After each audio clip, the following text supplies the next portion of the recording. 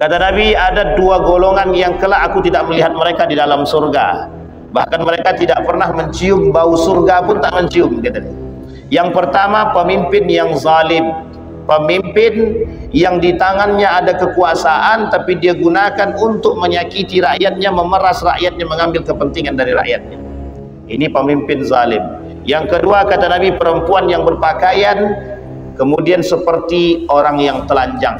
Ariyatun mumilatun ailatun ka'adnabil bukhti. Bagaimana mewaspadai pemimpin yang zalim, mewaspadai pemimpin yang zalim.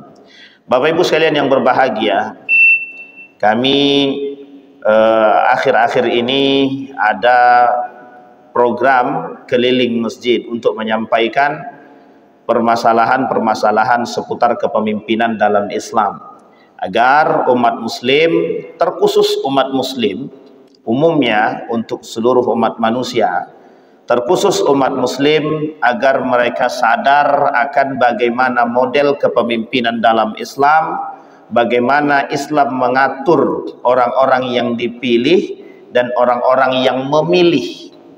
Apa yang harus kita lakukan? Bapak Ibu sekalian yang berbahagia, di dalam satu hadis disampaikan oleh Nabi dalam hadisnya. Kata Nabi begini dalam hadisnya, tidak akan terjadi hari kiamat, kata Nabi, la taqumus sa'ah hatta yasuda kulla qabilatin munafiquha, kata Nabi.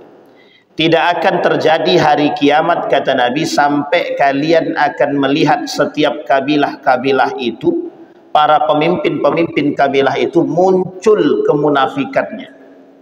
Ini yang disampaikan oleh Nabi dalam hadisnya. Sejalan dengan itu disampaikan juga oleh Umar bin Al-Khattab. Dalam hadisnya mengatakan begini, kata Umar bin Al-Khattab, hal tadri man yahdumuddin? Tahukah kalian siapa yang akan menghancurkan agama? Yang pertama, kata Umar bin Al-Khattab, zalatul alim. Orang-orang alim yang tergelincir. Kemudian yang nomor dua, kata Umar bin Al-Khattab, jidalul munafiq bil Quran.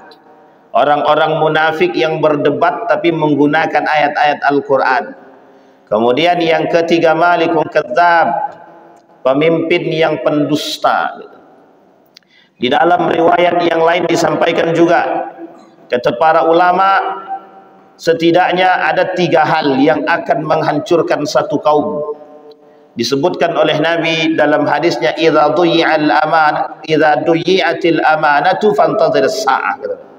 Kalaulah amanah itu sudah tidak ada, sudah tidak nampak, sudah mulai bercampur, maka kata Nabi, fantazir as-sa'ah, tinggal tunggu tanggalnya saja, tanggal kehancurannya.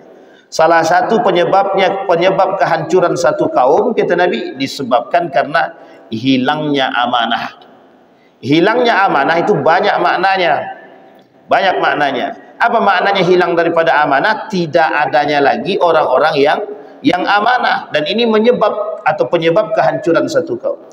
Di dalam riwayat yang lain kata Nabi, tidak akan terjadi hari kiamat sampai kalian akan melihat penguasa-penguasa yang zalim, yang saling memakan antara satu dengan yang lain. Sinfani min ahlin nari lam arahuma, kata Nabi. Rijalun ma'ahum siyat yatribuna bihan nas. Kata Nabi, ada dua golongan yang kelak aku tidak melihat mereka di dalam surga. Bahkan mereka tidak pernah mencium bau surga pun tak mencium, kata dia. Yang pertama, pemimpin yang zalim. Pemimpin yang di tangannya ada kekuasaan tapi dia gunakan untuk menyakiti rakyatnya, memeras rakyatnya, mengambil kepentingan dari rakyatnya. Ini pemimpin zalim. Yang kedua, kata Nabi, perempuan yang berpakaian kemudian seperti orang yang telanjang. Ariyatun mumilatun ailatun ka'adnabil bukhti. Bapak Ibu sekalian yang berbahagia, nah, ada poin-poin penting yang ingin kita sampaikan sehingga bisa menjadi tuntunan bagi kita untuk memandang dalam melakukan pemilihan itu. Kenapa ini perlu kita sampaikan? Kita perlu melakukan edukasi terhadap diri kita dan orang lain, karena hari ini yang namanya syubhat itu menjadi raja. Hari ini itu syubhat lebih jelas daripada yang halal dan yang haram. Sehingga tak salah ketika Nabi mengatakan ahalla harama wa harrama halala. memunculkan, menghalalkan yang haram dan mengharamkan yang halal, bukan pada aspek makanan saja, tapi pada aspek perpolitikan. Inilah kemudian dalil bagi orang-orang orientalis dan liberal untuk mengatakan ustadz-ustadz, orang-orang mengerti agama, jangan terjun ke dalam politik, jangan campur adukkan politik dengan agama. Kenapa demikian? Kalau ada unsur agama dalam unsur politik, banyak sekali yang dilarang di dalam agama. Apa salah satu contohnya? Salah satu contohnya, tidak boleh melakukan suap, tidak boleh melakukan nepotisme yang berlebihan yang tidak sesuai dengan standar dalam Islam. Ini menjadi masalah Bapak Ibu. Nah, sehingga yang seperti ini ketika diatur oleh agama, maka menjadi masalah bagi orang yang punya kepentingan. Toh yang sudah ada aturannya saja orang tidak mau lakukan, bagaimana kalau tidak ada aturan? Nah, ini yang menjadi masalah kita hari ini Bapak Ibu. Kita perlu sampaikan, perlu kita edukasi bersama. Kenapa? Karena terlalu banyak kecurangan, terlalu banyak kehilangan amanah, terlalu banyak dosa yang kita perbuat dalam setiap pemilihan. Nah, ini yang harus kita perhatikan. Dan ternyata di dalam hal tersebut syubhatnya banyak syubhat, dan banyak orang-orang yang menghalalkan yang haram. Hati-hati kata Nabi, di akhir zaman itu kata Nabi, nanti yang menjadi pemimpin itu orang yang pengkhianat dianggap amanah.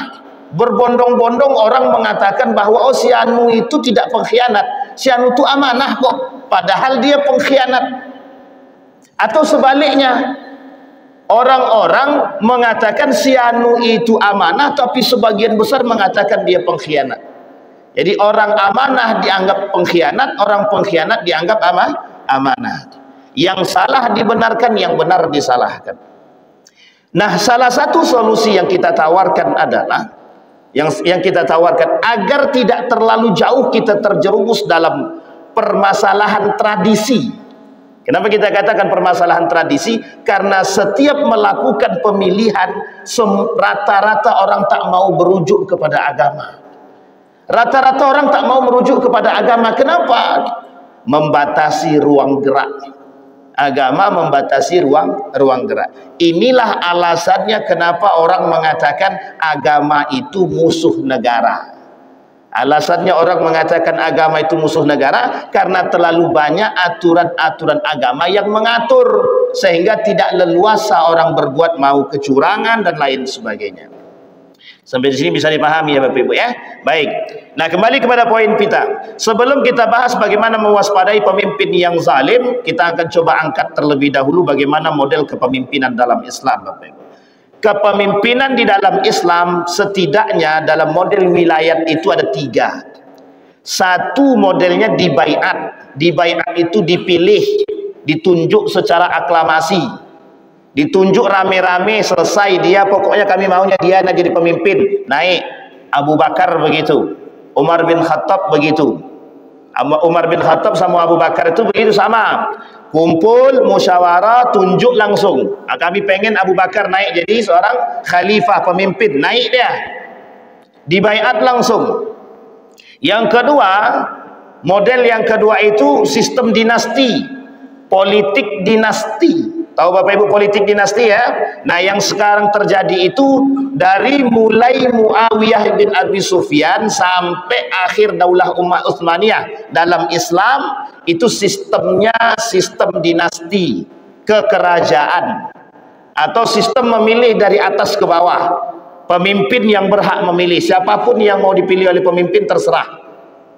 Misal Pak Jokowi mau milih siapa tuh terserah. Itu misalnya contoh sistem pemilihan atau wilayah dalam Islam yang nomor 2, dinasti.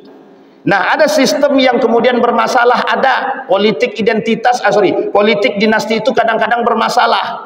Kenapa kadang-kadang bermasalah? Kadang-kadang tidak terlalu selektif. Yang dipilih bisa jadi orang-orang fasik, orang munafik, orang zalim. Tapi karena punya kedekatan ya dipilih. Nah, contohnya ketika pemimpin ingin memilih kepala dinas, tengoknya kepala dinas mana yang paling bisa dekat dengan dia, orang-orang yang dekat dengan dia, nanti aku tunjuk kau jadi kepala dinas ya, oke. Terserahlah mau dia punya kelebihan atau tidak kelebihan, terserah. Nama lainnya nepotisme. Nama lainnya nepotisme. Apakah nepotisme di dalam Islam itu dibenarkan? Ada yang dibenarkan, ada yang tidak dibenarkan. Yang dibenarkan yang mana? Yang sesuai dengan kapasitas masing-masing, yang menyesuaikan kepada tuntunan-tuntunan agama. Kalau tak sesuai, tak boleh. Misal kita mau tunjuk dia menjadi seorang, misalkan dinas sosial, yang memang mengerti dalam urusan sosial, tapi ternyata jurusannya bukan di situ, kedokteran. Nah, kita suruh dia dinas sosial, nanti semua orang yang di situ disuntiknya. Atau sebaliknya, orang sosial disuruh jadi dokter, itu nak nyambung. Idza wusidal amru ila ghairi ahli fantadhir as-sa'ah, kata Nabi. Ketika suatu amanah itu diberikan kepada orang yang memang bukan punya kapasitasnya, itu tinggal tunggu aja kehancurannya. Makanya kenapa hari ini banyak kehancuran yang tidak tepat sasaran, itu karena mohon maaf, memang sesuatu urusan itu diberikan yang memang bukan pada ahli dia. Menteri olahraga yang ngurus tidak pernah menjadi olahraga pun tak pernah. Kominfo, menteri teknologi dan lain sebagainya, itu ternyata bukan ahli di bidangnya. Nah, ini menjadi masalah. Menteri keuangan yang ngurus menteri pendidikan. Menteri pendidikan yang ngurus orang bisnis, hancur. Makanya sampai sekarang tak jelas pendidikannya itu. Kenapa tak jelas? Karena yang ngurus bukan orang-orang yang dari basis pendidikan. Ini masalah. Kita ambil contoh, misalkan kalaulah seandainya orang-orang yang bukan ahli di bidang kedokteran tiba-tiba dia ikut nyuntik, kira-kira malpraktek apa dia? Mesti akan terjadi malpraktek. Nah, itu yang terjadi hari ini Bapak Ibu. Munculnya malpraktek dalam segala bidang. Maka disampaikan oleh Nabi pada hadis yang pertama tadi kita bacakan, kelak kata Nabi akan muncul hari kiamat. Tidak akan terjadi hari kiamat sampai kalian akan melihat orang-orang munafik. Setiap kabilah pemimpin-pemimpin itu munafik. Nah, salah satu bentuk kemunafikan mereka adalah mereka jauh daripada agama dan mereka hindari agama itu. Kemal Ataturk kurang kuat apa dia? Kuat, sangat kuat. Tapi Kemal Ataturk lah orang yang meletakkan bangunan sekuler di muka bumi ini, terkhusus untuk Islam. Orang-orang yang meletakkan batu sekuler pertama sekali di dalam Islam, siapa dia? Kemal Ataturk. Dia bukan tidak baik, sangat tidak baik sekali sebenarnya. Itu yang terjadi Bapak Ibu. Akibat menjauhkan agama dari perpolitikan, akibat menjauhkan agama dari unsur kenegaraan dan lain sebagainya, sehingga yang terjadi kehancuran. Itu yang kedua. Yang ketiga kata Nabi kata para ulama, penaklukan. Jadi modelnya penaklukan. Misal Konstantinopel ditaklukkan oleh siapa? Muhammad Al-Fatih misalkan. Ketika sudah ditaklukkan oleh Muhammad Al-Fatih, diambil alih kepemimpinan langsung diambil alih. Nah, ketika mengambil alih otomatis pemimpinnya langsung berubah, bukan dari lagi mereka tapi langsung pindah kepada yang menaklukkan. Nah, ini namanya sistem takluk menaklukkan. Sama seperti Abbasiyah menaklukkan Umayyah. Maka Umayyah tidak jadi lagi khalifah, yang khalifah berasal dari Abbasiyah. Siapa yang menaklukkan? Abbasiyah dihancurkan oleh Mongol. Abbasiyah itu dihancurkan oleh Mongol. Andalusia dihancurkan. Granada dihancurkan. Itu semuanya adalah kerajaan-kerajaan Islam. Saling menaklukkan antara satu dan yang lain. Ini sistem kepemimpinan di dalam Islam. Artinya untuk mendapatkan wilayah tadi. Makanya Islam, Umar bin Khattab itu selalu melakukan ekspansi, perluasan wilayah untuk menaklukkan satu-satu daerah-daerah tertentu. Mana daerah yang sudah keluar daripada Turki Utsmani, Sultan Abdul Hamid pergi kejar, taklukkan kota tersebut. Kalau bisa penaklukannya dengan cara yang baik, bukan dengan cara berperang. Tapi kalau mereka melawan, perang. Terjadilah perperangan sehingga ditaklukkanlah kota-kota yang lain, termasuk Persia ketika itu yang ditaklukkan oleh Turki Utsmani, Daulah Turki Utsmani. Tetapi ada satu daerah yang tidak masuk dalam Daulah Utsmani ketika itu, disebutlah sebagai Nejat. Nejat itu bekerja sama dengan Saudi Arabia yang ketika itu pemimpinnya Suud. Nah, Jadi ini kerajaan Saudi itu ketika itu dia tidak berada dalam bayang-bayang Daulah Utsmaniyah. Baik Bapak Ibu sekalian yang berbahagia, itu sejarah. Itu sejarah yang harus kita angkat. Nah, pertanyaannya adalah bagaimana kita bisa melihat pemimpin-pemimpin yang sekarang itu, atau model-model pemimpin itu, apakah mereka fasik, zalim, baik dan lain sebagainya. Maka kita butuh cara-cara untuk melihat mereka. Yang pertama yang kita butuhkan bagi atau etika ataupun akhlak bagi seorang pemilih.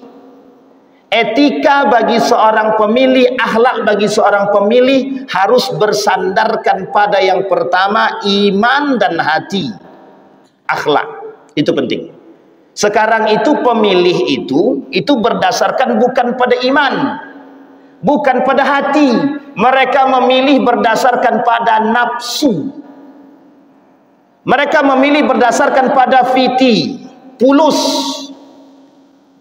Kenapa saya katakan demikian? Kita rujuk kepada hadis Nabi yang bilang, kata Nabi dalam hadisnya itu begini, 3 golongan yang tidak diajak oleh Allah berbicara. Allah tak mau ajak dia berbicara. Allah tak mau melihat mereka. Allah tidak mau mensucikan mereka. Bagi mereka azab yang sangat pedih. Dan kemudian yang kelima, Allah melaknat mereka. Dan terakhir Allah masukkan mereka ke dalam neraka. Siapa mereka? 3. Salah satu di antara 3 ini yang pertama adalah man baya'a rajulun imaman liyusiba minhud dunya. Orang yang membaiat seorang pemimpin tapi tujuannya untuk mendapatkan dunia. Sama seorang yang memilih, kita pilih si anu jadi pemimpin, kita tahu si anu itu fasik, kita tahu si anu itu munafik, kita pilih juga si anu tadi, berarti ada tujuan kita memilih. Iya Pak Ustaz, kenapa? Karena dialah yang telah kasih aku makan. Calon-calon pemimpin yang lain tak ada ngasih duit, karena dia yang ngasih duit itulah kami pilih dia pasti. Berarti apa tolak ukurnya? Iman atau hati? Jelas tolak ukurnya adalah nafsu. Tolak ukurnya adalah nafsu. Ada Nabi mengatakan demikian? Ada. Apa kata Nabi dalam hadis yang lain? Kata Nabi dalam hadis yang lain itu, tidak akan terjadi hari kiamat hatta tazhar, sampai kalian akan melihat, kata Nabi. Apa yang akan kalian lihat? Himmatuhum butunuhum. Tujuan umat manusia ketika itu perut mereka. Perut mereka. Wa nisa'uhum qiblatuhum. Perempuan menjadi kiblat mereka. Wa syarafatuhum mata'uhum. Dan kemuliaan mereka nanti didapat bukan dari keimanan mereka. Mereka dapat kemuliaan mereka dari harta mereka dan kekayaan mereka. Itu Nabi yang ngomong. Kata Nabi begitu. Kelak di akhir zaman itu orang sudah berpikir tentang perut. Jadi siapapun yang ngasih dia duit, itulah yang akan dia pilih. Pertanyaannya adalah, siapa yang akan paling besar memberikan dia duit? Jelas orang yang punya duit. Kalaulah bergandeng ada satu calon pemimpin yang kaya raya, fasik, zalim, munafik dia, tapi kemudian ada seorang pemimpin yang memang tidak calon pemimpin, tidak banyak duit dia, tapi mohon maaf, beriman dia, baik dia. Kira-kira yang akan dipilih siapa? Yang akan dipilih siapa? Kalau merujuk kepada hadis tadi, yang akan dipilih siapa? Jelas yang punya duit. Makanya tak salah ketika Imam Al-Ghazali mengatakan kelak di akhir zaman itu yang berbicara membuat manusia berwibawa itu bukan iman, bukan hati, bukan akhlak, piti. Apa artinya piti itu? Duit, fulus. Itu yang membuat manusia ketika itu menjadi orang-orang berwibawa. Sehingga tak salah kata Nabi. Apa kata Nabi? Tak salah. Orang-orang kelak akan memilih pemimpin itu, calon pemimpin itu, mereka yang paling banyak memberikan keuntungan kepada mereka dalam segi duit. Makanya mohon maaf Bapak Ibu, hari ini menjadi tradisi dan menjadi satu kaidah di dalam kalangan masyarakat. Apa kata masyarakat? Kalau kami akan memilih siapa yang akan datang kepada kami dan memberi kami. Kalau dia datang cuma minta tolong saja, mungkin bisa kami pilih kalau tak ada pilihan lain. Tapi kalau dia tak ngasih apa-apa, ngapain kami pilih? Tak ada untungnya pun bagi kami. Pak, Bu, ini masalah kita. Sekarang yang begitu itu muslim atau bukan muslim? Muslim. Yang mengatakan demikian muslim atau bukan muslim? Muslim. Yang menerima muslim atau bukan muslim? Muslim. Ar-rashi wal murtasi finnar. Yang menyuap dan menerima suap di dalam neraka. Bapak Ibu coba contoh kita bayangkan, kita ambil contoh orang-orang yang hari ini sudah mulai menjadikan tradisi-tradisi keharaman tersebut, perbuatan-perbuatan yang dilarang kemudian menjadi sebuah tradisi. Kita ambil contoh di dalam aturan pemilihan itu, boleh para paslon-paslon ini memberikan bantuan kepada masyarakat di bawah 100.000. Itu dinamakan tidak suap. 100.000 ke bawah itu tidak suap. Bayangkan 100.000 ke bawah tidak suap. Pertanyaannya adalah, di dalam Islam ini suap atau tidak? 100.000 suap apa tidak? Suap Ustaz. Kalau 1 juta itu yang agak kami ragu sedikit Ustaz. Jadi kalau 1 juta ragu, kalau 100.000 suap. Artinya apa? 100.000 ke bawah, jangankan 100.000, 100 rupiah saja suap. Haram tidak? Haram. Tapi pertanyaannya, kita yang memilih ini kuat iman atau tidak? Masih banyak yang terima. Kami terima tapi kami tidak pernah coblos dia Pak Ustaz. Nah ini masalah nih. Kami terima Pak Ustaz duitnya tapi kami tidak coblos dia Pak Ustaz. Tergantung. Ulama berbeda pendapat. Kalau ulama-ulama Saudi mengatakan boleh saja melakukan demikian karena kita merusak kezaliman mereka. Mereka saja bisa berbuat zalim, masa kita tidak bisa menzalimi mereka? Tapi ulama yang lain mengatakan tidak boleh, kita sedang berkhianat kepada mereka. Tidak boleh, kata salah seorang ulama mengatakan begini, ketika ada orang memberikan kita uang, tahu itu melakukan perbuatan suap, kita terima duitnya, tidak kita coblos dia, maka kita termasuk pengkhianat kepada mereka. Tetapi pandangan ulama yang lain mengatakan, Syekh Al-Hudzaify mengatakan boleh saja, tak ada masalah. Apa maksudnya? Apa dalilnya? Masa mereka boleh melakukan kezaliman tapi kita tidak boleh melakukan kezaliman kepada mereka? Biar mereka sadar, kata dia. Nah, itu dalilnya. Kenapa ada ulama yang mengatakan ambil duitnya, coblos yang lain, kan begitu. Nah, itu dalil Bapak Ibunya begitu. Baik, Bapak Ibu sekalian yang berbahagia, kembali pada tanya tadi. Man baya'a rajulun imaman liyusiba minhu dunya. Orang yang memilih tapi mohon maaf tujuannya untuk mendapatkan dunia. Bapak Ibu sekalian yang berbahagia, mulai hari ini kita belajar betul-betul menghargai harga diri kita. Kenapa orang menginjak harga diri kita itu? Karena kita tidak punya harga diri. Jangan tersinggung. Kenapa Islam hari ini diinjak-injak oleh orang? Karena umat muslimnya tak menjaga kehormatan agama dia. Jadi kalau ada orang menghancurkan kehormatan kita, itu karena kita tidak menjaga kehormatan kita. Bayangkan kalau kita umat muslim punya kehormatan, punya harga diri, berani menjaga kehormatan agama, kita tolak mentah-mentah orang-orang yang datang sekalipun membawa jilbab. Aku kasih kau jilbab, tolong pilih aku. Bisa enggak kita menolak itu? Tapi ini cuma bantuan sukarela aja. Betul, bantuan sukarela. Tanyakan ke hati dia, kalau kami tak milih dia, ikhlas tak hati dia? Oh ikhlas Ustaz, alhamdulillah, ambil. Kalau tak ikhlas jangan ambil. Karena sulit mencari orang yang di akhir zaman itu memberikan, mohon maaf, apalagi sekarang ini ada namanya sedekah musiman. Tahu Bapak Ibu sedekah musiman? Nah, inilah pas pilkada nih, namanya sedekah musiman. Datang orang mencari mana yang harus kita kasih sedekah nih. Jadi beruntung orang-orang yang tak mampu di akhir-akhir di musim pilkada itu. Berharap itu dapat. Bapak Ibu sekalian yang berbahagia, jaga harga diri kita. Kalau kita menerima perbuatan tersebut, kita mengaminkan. Bapak Ibu menerima bantuan mereka, Bapak Ibu menerima suap mereka, Bapak Ibu termasuk orang yang sudah mengaminkan perbuatan-perbuatan yang salah. Jadi kami ini apa Pak Ustaz? Kami ini fasik. Bisa naik tingkat Pak Ustaz? Bisa, munafik. Kalau apa? Kalau dia mengingkari. Bu, ini suap loh. Enggak suap dong Pak Ustaz. Ini cuma berian bantuan-bantuan biasanya. Itu munafik berarti. Kenapa munafik? Dia sudah mengingkari perbuatan suap. Coba, yang mengingkari perbuatan suap munafik. Yang melakukan perbuatan suap, tahu dia kalau suap itu haram, tapi dia tetap buat, maka dia fasik. Tahu dia perbuatan suap itu haram, tapi dia katakan itu tidak haram, berarti dia mengingkari, munafik dia.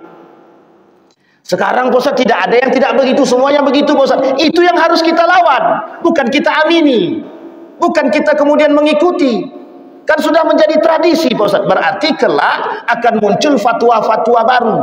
Apa fatwa baru? Bolehnya money politik. Kita nuntut tuh Kelak di akhir zaman tak salah. Tak salah nanti di akhir zaman tu akan nuntut orang-orang. Para politikus tu nuntut, majelis ulama, tolong dong kalau fatwakan money politik itu jadi halal. Tak salah. Bisa jadi begitu kelak di akhir zaman. Apalagi mohon maaf kalau ulama dia mohon maaf tak kuat iman, tolong dulu kau buat itu fatwa money politik. Di bawah sudah ada kotak satu kantong. Ada uang satu kantong. Tak difatwakan duit melayang, difatwakan haram, pilih mana? Tergantung iman lagi kalau begitu. Kalau kuat iman dia akan fatwakan itu haram. Tapi kalau tak kuat imannya, di lisan haram, di hati tidak. Ini menjadi masalah Bapak Ibu. Nah, sekarang Bapak Ibu sekalian yang berbahagia, kalau kita hari ini yang tidak cerdas dengan keadaan demikian, berarti termasuklah kita orang-orang yang menghancurkan Islam itu sendiri. Maka kata Umar bin Khattab, tahu tak kalian, kata Umar bin Khattab, siapa orang yang akan menghancurkan agama? Hal tadri man yahdumuddin, kata Umar bin Khattab, tahu tak kalian siapa yang menghancurkan agama? Yang pertama, zalatul alim, ulama yang tergelincir. Ulama yang tergelincir dari kealiman dia. Yang kedua, siapa? Munafik. Siapa orang munafik tadi yang kita contohkan tadi? Banyak contohnya orang-orang yang mengingkari syariat Islam, orang-orang yang mengingkari hukum Islam, orang-orang yang menjual agama Islam demi kepentingan mereka. Mereka jual tuh agama Islam demi kepentingan politik mereka. Kami kelak akan jadikan masjid itu Islamic Center. Kami akan jadikan para penghafal Al-Quran itu alim soleh. Baik atau tidak niat itu? Baik Pak. Setelah dia duduk, jadi apa tak jadi? Banyak sekali dosa yang mereka buat. Sudah ingkar janji dia. Jadi Bapak Ibu saya katakan, kalau ada calon pemimpin yang umbar janji yang tidak masuk akal, berarti tandanya dia memang pendusta. Memang pendusta. Manusia yang paling sering berjanji itu manusia yang paling berdusta. Jadi kalau Bapak Ibu punya kawan suka berjanji, dia mesti suka mengingkari janji. Kalau ada kawan kita yang sering bersumpah, dia berarti dia paling sering ingkar sumpah dia itu. Jadi orang muslim mukmin, orang mukmin tidak akan mungkin mudah berjanji, tidak akan mungkin. Kenapa? Karena berat Bapak Ibu bagi mereka untuk berjanji itu. Kalau sempat mereka tidak tidak melakukan janji mereka sudah termasuk orang yang ingkar janji. Dosanya berat Bapak Ibu, ingkar janji itu dosanya berat. Sampai di sini paham Bapak Ibu? Itu masuk dalam kategori hutang. Nah, yang jangan banyak janji. Jangan banyak janji. Baik, itu baru masa seorang pemilih. Maka seorang pemilih harus berdasarkan pada iman dia. Nah, apa yang harus dilakukan bagi seorang pemilih untuk memilih paslon-paslon itu? Tengok terlebih dahulu siapa orangnya, bagaimana orangnya, apa tolak ukurnya, standar agama bagaimana, baru dicoblos. Jangan mentang-mentang dia sering datang ke rumah dicoblos. Yang dikasih cuma 300.000 untuk 5 tahun, bukan 1 tahun. Masih mending 1 tahun 300.000 itu pun tak cukup. 1 hari tak cukup, apalagi tapi kalau 1 miliar bagaimana Ustaz? Pikir-pikirlah. Astagfirullah wa atubu ilaik. Jadi Bapak Ibu, ini saya kasih contoh Bapak Ibu, saya kasih contoh. Biar kita ini sadar Bapak Ibu, biar kita ini sadar, kita yang harus menolak. Yang di atas itu akan menghalalkan yang haram agar mereka bisa duduk. Yang mereka perdebatkan itu cuman kursi Bapak Ibu, cuman kursi. Kita yang dapat imbasnya kita. Kenapa kita katakan kita yang dapat imbasnya? Kita yang kelak akan mengikuti kebijakan mereka. Kebijakan mereka itu tidak tahu. Kalau yang naik itu pemimpin zalim, maka kebijakannya bisa dipastikan zalim. Kalau yang naik itu pemimpinnya munafik, maka mohon maaf, dia akan buat masyarakatnya menjadi munafik. Kita butuh itu Bapak Ibu. Kita butuh mengecilkan perbuatan-perbuatan yang sudah terlanjur haram, kita hilangkan sedikit demi sedikit. Kita yang harus melawan. Kalau kita umat muslim tidak melawan, sampai kapanpun kita akan seperti ini. Kita ambil contoh. Yahudi itu banyak duit, cuma 14 juta manusianya. Tapi karena dia banyak duit, dia pegang dunia. Dia pegang dunia. Sampai-sampai presiden di Amerika itu yang menentukan mereka. Yang menentukan mereka. Pertanyaannya adalah, akankah mereka melakukan sesuatu yang tidak dihalalkan oleh agama? Mesti. Untuk apa? Yang penting kami duduk. Yang penting kepentingan kami dapat. Jadi ada orang yang punya kepentingan. Nabi kata begini dalam hadisnya. Bukan Nabi, Ibnu Khaldun mengatakan begini. Kehancuran satu kaum itu adalah ketika pemimpin-pemimpin itu akan berpikir bagaimana berbisnis. Ini kata Ibnu Khaldun, tak salah. Jadi Bapak Ibu begini. Kalau ada orang yang punya banyak uang, pemimpin dia fasik, dia atau munafik, dia banyak duit dia. Ketika dia duduk menjadi seorang pemimpin, maka berapa banyak duit yang dia habisi tadi? Anggaplah 500 miliar misalkan, maka dia akan ambil duit dia dulu tadi. Terserah bagaimana caranya, karena dia munafik, karena dia fasik, dia akan lakukan menghalalkan yang haram untuk mendapatkan kepentingan dia tadi. Itu baru yang 500 miliar, belum lagi keuntungan-keuntungan yang lain. Jadi tak salah kalau kita dijual besok Bapak Ibu. Jangan salah. Bisa-bisa kita dijual orang besok. Sampai di sini paham Bapak Ibu? Baik. Itu yang etika seorang pemilih. Jadi kita harus bisa dengan iman, dengan akhlak dan ilmu. Kita harus berilmu memilih itu. Tidak bisa ucuk-ucuk milih-milih saja. Karena kelak tangan ini itu akan dipertanggungjawabkan oleh Allah. Maka orang yang memilih pemimpin dengan nafsu dia, dengan tujuan dunia, maka sesungguhnya dia telah melakukan dosa. Dan dia termasuk orang yang sudah mengaminkan perbuatan-perbuatan yang dilarang oleh Allah. Baik, itu yang masalah pemilih. Sekarang pemimpin ideal di dalam Islam. Pemimpin standar, bagaimana kami harus memilih mereka kalau begitu Pak Ustaz? Ada standarnya. Apa yang harus kita tengok dari mereka? 6. Yang pertama Bapak Ibu sekalian yang berbahagia, yang harus kita lihat dari calon-calon pemimpin. Ada berapa calon pemimpin kita? Ada 5. Tengok calon pemimpin yang 5 tadi. Satu-satu kita tengok. Ada enggak poin yang 6 ini pada diri mereka? Yang pertama, adil. Bagaimana kita lihat keadilan pada diri mereka? Tengok dia, adil enggak dia pada diri dia sendiri? Kalau tak adil pada diri dia sendiri, berarti bukan itu. Apa contohnya adil pada diri sendiri itu? Contohnya adil pada diri sendiri itu orang yang sering bekerja keras dia, sholat dia, ibadah dia, ikut kajian dia. Itu penting. Karena Bapak Ibu, yang disebut dengan adil pada diri sendiri itu bukan hanya pekerja keras. Orang kerja keras macam-macam, sholat, tak pernah puasa, zakat tidak, itu tidak adil pada diri dia sendiri. Dan dia tidak adil pada agama. Dia tak adil pada Allah dan Rasulnya. Yang kedua, ilmu. Berilmu tidak, oh Pak Ustaz ini gelarnya doktor semua nih Pak Ustaz, calon-calon ini doktor semua. Oke. Berarti berilmu. Baik. Sekarang ada standar lain. Ada. Berilmunya dengan iman atau dengan nafsu dia. Banyak orang berilmu tapi mohon maaf, ininya tak berilman. Kita ambil contoh. Yang melarang jilbab itu berilmu atau tidak? Yang baru-baru ini tuh yang melarang jilbab itu berilmu apa tidak? Profesor. Bukan tidak berilmu, profesor. Kira-kira beriman atau tidak? Wallahu a'lam. Kalau saya mengatakan tak beriman itu. Kenapa kita katakan tak beriman? Kok bisa orang beriman melarang orang berjilbab? Itu masalah atau tidak masalah? Dengan dalih toleransi hak asasi manusia itu merusak namanya. Maka perlu adanya ilmu dengan iman. Wattaqullaha wa yu'allimukumullah. Orang cerdas itu perlu dengan iman, bukan cerdas doang. Kalau dia cuma cerdas saja tapi tidak didasari pada iman, itu merusak. Kebijakan yang akan diambil mesti merusak, tidak bersandarkan kepada agama. Pemimpin yang kita sebut dengan konteksnya adil, Bapak Ibu boleh lihat hari ini. Boleh lihat hari ini. Kebijakan yang mereka keluarkan itu lebih pro ke Islam atau non Islam? Tengok sendiri Bapak Ibu. Ini keadaan kita hari ini Bapak Ibu. Kita perlu itu. Yang ketiga, perlu pemimpin itu yang sehat jasmani.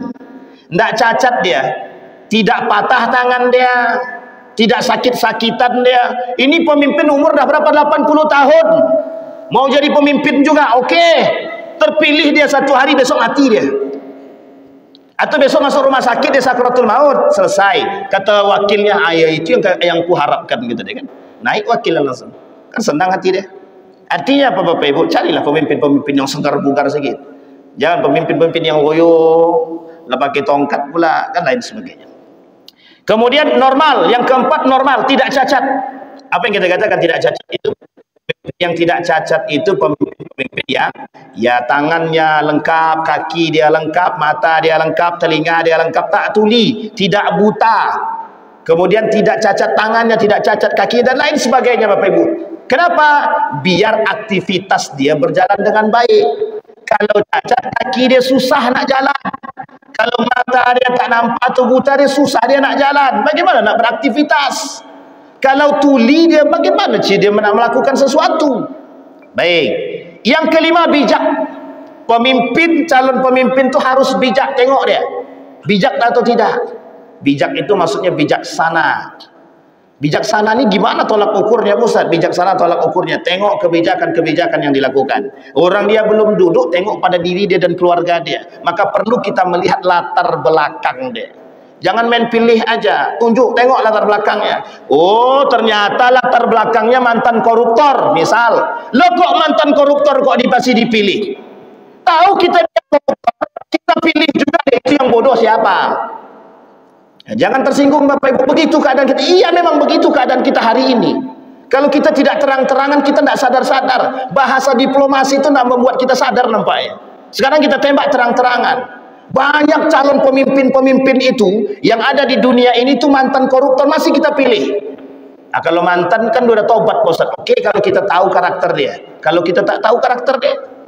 Nah, ini penting Bapak Ibu untuk melihat latar belakang. Yang keenam, berani. Yang paling penting Bapak Ibu, yang paling penting dari seorang pemimpin itu adalah berani.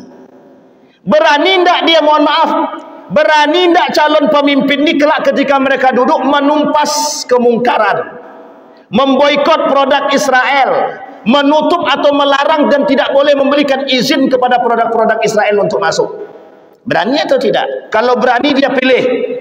Kalau ada hari ini calon pemimpin yang 5 ataupun 8 orang ini berani mengatakan kami tidak akan kasih izin semua produk Israel masuk ke Riau. Ah, kalau ada begitu Bapak Ibu pilihlah.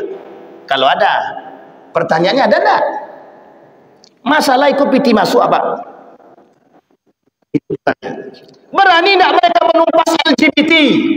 Berani enggak mereka menumpas Syiah, aliran-aliran sesat? Berani enggak mereka melawan para koruptor? Buat kebijakan-kebijakan yang bisa melawan mereka. Itu yang kita pentingkan hari ini, Pak. Makanya mohon maaf Bapak Ibu, kenapa hari ini kita kesulitan mencari orang-orang seperti Umar bin Khattab? Kenapa? Karena kita tak bersandarkan pada agama. Yang kita sandarkan pada dunia.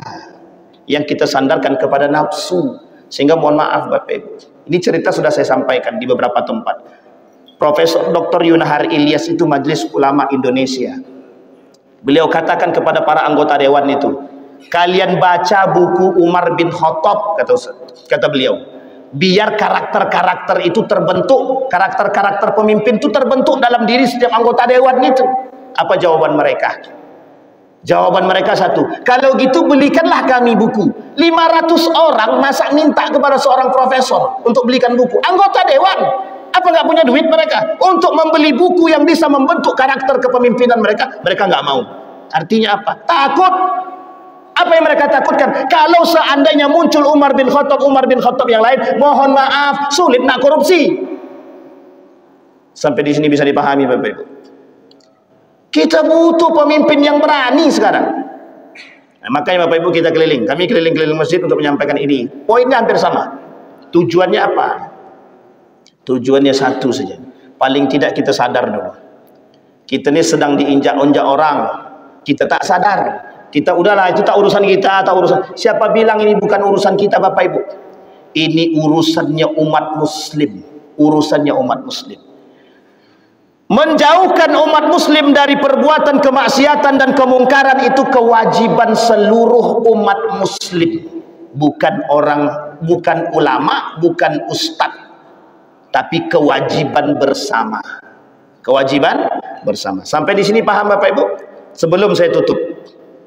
Maka apa kata Umar bin Khattab? Saya akan angkat pandangan Umar bin Khattab. Kata Umar bin Khattab dalam buku The Great Leader Umar bin Khattab oleh seorang ulama bernama Syekh Muhammad Syekh As-Salabi. Yang pertama kata Umar bin Khattab, tips memilih pemimpin tadi, yang harus dilihat dari seorang pemimpin tadi, yang pertama, apa kata dia? Bertakwa. Semuanya bertakwa Pak Ustaz. Nah, kalau semuanya bertakwa, ikhtiar kita lagi, istikharah kita. Tapi tidak begitu Pak Ustaz. Semuanya fasik Pak Ustaz. Apa caranya? Nah, kalau semuanya Bapak Ibu tengok nih calon nih, semuanya fasik misalkan, kalau semuanya fasik, cari yang paling sedikit kefasikannya. Semuanya sedikit fasik ya Pak Ustaz, cari yang paling banyak ibadahnya. Semuanya banyak ibadahnya Pak Ustaz, cari yang paling rajin ke masjid. Kalau tak rajin ke masjid tak ada. Sampai di sini paham Bapak Ibu? Tapi semuanya rajin ke masjid Pak Ustaz, ikhtiar aja lah lagi. Ikhtiar sama-sama kalau semuanya rajin ke masjid. Tapi kalau tidak rajin ke masjid, itu muskilah itu Bapak Ibu. Muskilah itu dah masalah itu.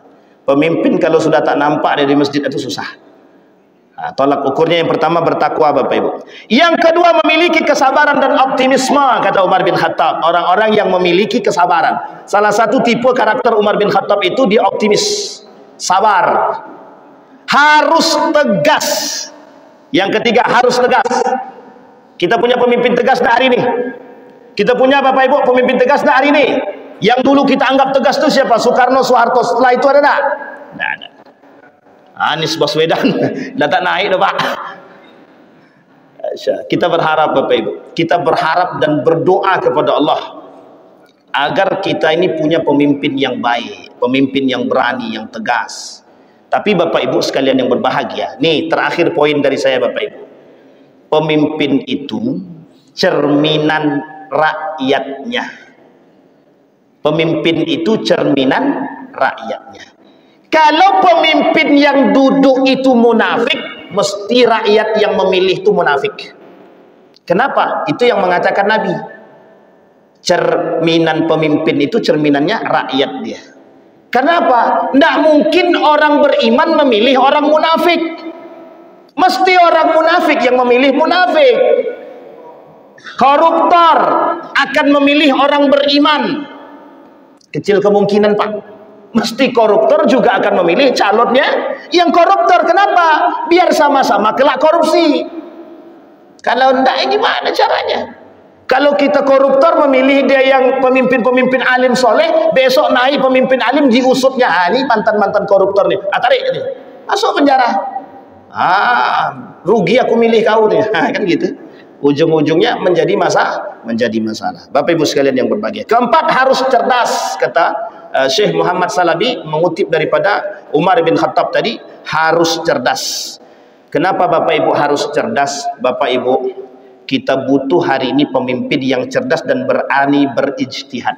Umar bin Khattab itu pemimpin yang pertama sekali yang berani berijtihad. Setelah Nabi, kalau Nabi dah paham kita Bapak Ibu, tapi setelah Nabi yang berani berijtihad cuma Umar bin Khattab. Makanya Umar bin Khattab itu berijtihad. Satu, di antaranya Al-Quran yang sampai hari ini kita pegang Bapak Ibu nih, dulu namanya mushaf. Idenya itu Umar bin Khattab untuk mengumpulkan ini, tuh ide Umar bin Khattab, bukan Abu Bakar. Abu Bakar tidak mau itu. Kata Abu Bakar, tidak, yang tidak dilakukan Nabi tidak akan aku lakukan. Kata Umar bin Khattab, besok generasi kita nggak kenal Quran. Ide siapa yang punya? Ijtihadnya siapa? Umar bin Khattab.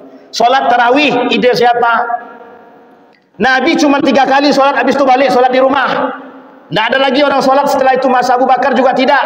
Tapi kata Umar, ni'mal bid'ah, sebaik-baiknya bid'ah, kata Umar, sholat tarawih. Dibuatnya sholat tarawih berjamaah. Itu yang lakukan siapa? Umar bin Khattab. Kalau ada, kita butuh pemimpin begitu. Perda-perda yang tidak syariah disyariahkan. Penting-penting kita cari pemimpin yang pro terhadap perda-perda syariah. Ini tidak, perda-perdanya begitu-begitu saja. Kita cari perdanya apa itu? Mendirikan, mohon maaf, bagaimana hukumnya peraturan daerah mengizinkan pendirian diskotik. Lah yang kayak gitu tuh tak perlu izin. Tak izin pun dia jalan. Tak izin saja dia jalan. Kenapa kok bisa jalan tak izin? Ya karena itu tadi. Sampai di sini paham Bapak Ibu? Masih kita pilih pemimpin yang begini? Sulit kita Bapak Ibu. Artinya apa? Kalau kita tak cerdas. Nah baik Bapak Ibu, kesimpulan dari apa yang saya sampaikan, saya mengajak kepada kita semua Bapak Ibu untuk kembali kepada khittah kita, orang-orang yang beragama Islam. Mari sama-sama kita kuatkan iman kita. Pilkada itu bukan ajang merusak akidah dan iman. Pilkada bukan ajang merusak akidah dan iman. Justru pilkada itu cara kita memperkuat iman. Tolak semua apapun yang bentuknya gratifikasi, mau suap apapun dan lain sebagainya, tolak. Kalau kami tolak, kami tak makan, Pak Ustadz. Jaga harga diri dan harga diri agama. Kehormatan agama, kehormatan kita wajib kita jaga. Jangan kita rendahkan diri kita hanya karena fulus yang tidak seberapa. Pertanyaannya, sebelum Anda menerima duit suap tadi, apakah Anda tidak makan? Kan makan. Orang ngasih duitnya cuma sekali dalam 5 tahun pun. Mending kalau setiap waktu. Ini cuma sekali dalam 5 tahun pas mau pilkada. Kemudian dia katakan, kalau tidak kami terima Pak Ustadz duit itu kami tak makan. Emang sebelumnya tidak makan? Sebelum dikasih duit tak makan? Makan juga kan? Artinya Bapak Ibu berpikir dengan logika.